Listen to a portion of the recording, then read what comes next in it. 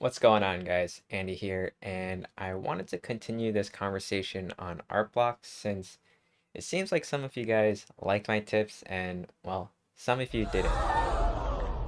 But anyways, if you haven't seen my previous video, go ahead and check it out. I'll leave a card in the top right-hand corner. But for those of you guys who did and made it till the end, you'll know that today I want to share a little drawing exercise that I use when I'm fighting art block. Now, I typically recommend taking a break and getting some time away from your art, but if you are fully committed to drawing, I think this exercise will really help you, and if you stay till the end, I'll even throw in a few extra ideas as well. So without further ado, please hit that like button. It makes me very happy, and let's jump right into it.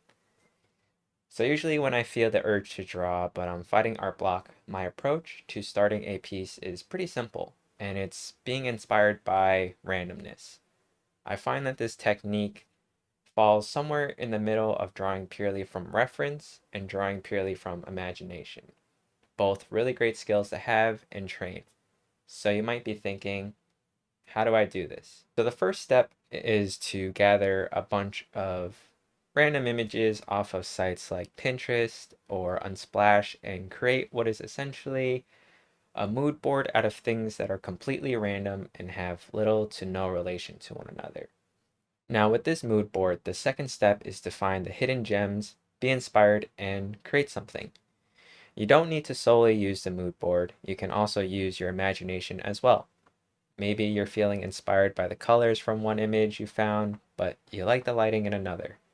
Maybe you feel inspired by combining motifs from two different images and the environment in a third. Whatever these images spark, put it down on paper.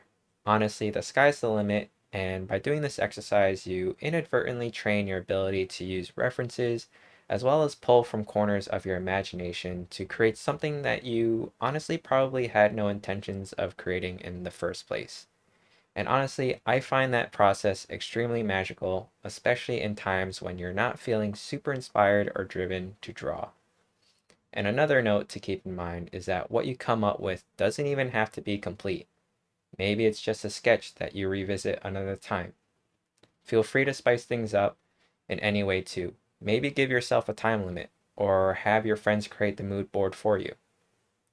I gave this challenge and exercise to my Discord community last month, and this is the mood board that we had put together. Honestly, the work that came from this was seriously really incredible, and I felt like everyone was able to interpret this limited set of images in a lot of different and interesting ways. Drawing from aspects of streetwear to Victorian architecture, colors of the sunset, and horns of a ram. Super impressed with everyone's work. This was a sketch I came up with initially.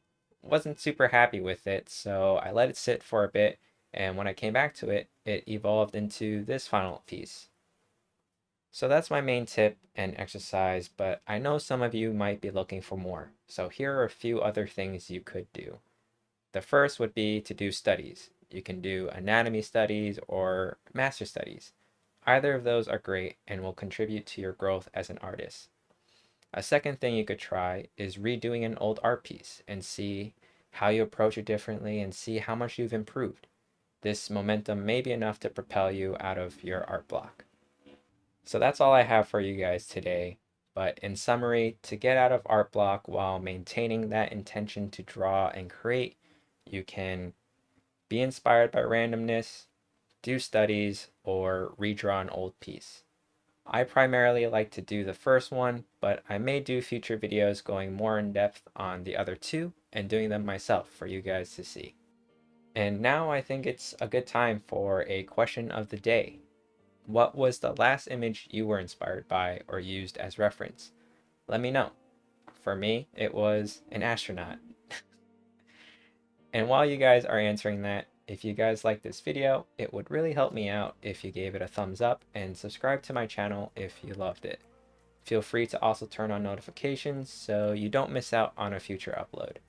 I'll have a link to all my socials and equipment as well as my Discord in the description.